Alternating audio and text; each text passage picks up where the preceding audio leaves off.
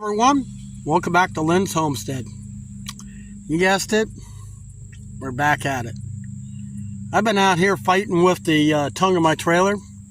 I've had to dig down just so I can get the skirting out.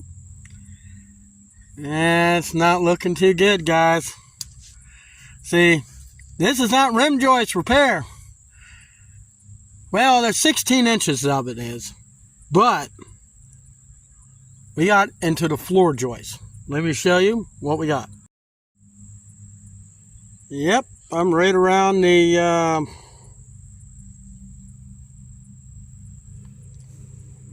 meter. Not a happy sight. That's what we got to get into. You see it got quite a bit of the rim joist. So, floor joist, where the two join,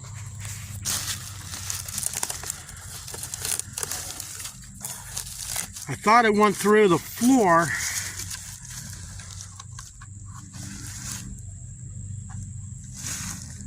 and I have to say I got lucky. Water drips off from up there, it must just run down. I'll have to seal not only this wood, but I'm gonna have to seal where the metal joins. Make sure I got a good seal, because this side, these screws don't really fit that tight. I had a hard time busting this thing loose, but some of the screws in here, they don't even do anything. But I needed to try to get this apart today and see what I need. I think 1/8 foot would do it. See, it's sitting on this steel frame. That complicates it. And being on a corner,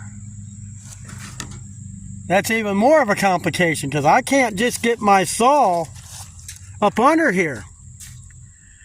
So I'm not too sure on how I'm going to fix this mess. Guys, that's it for this video, and I'll see you in the next one.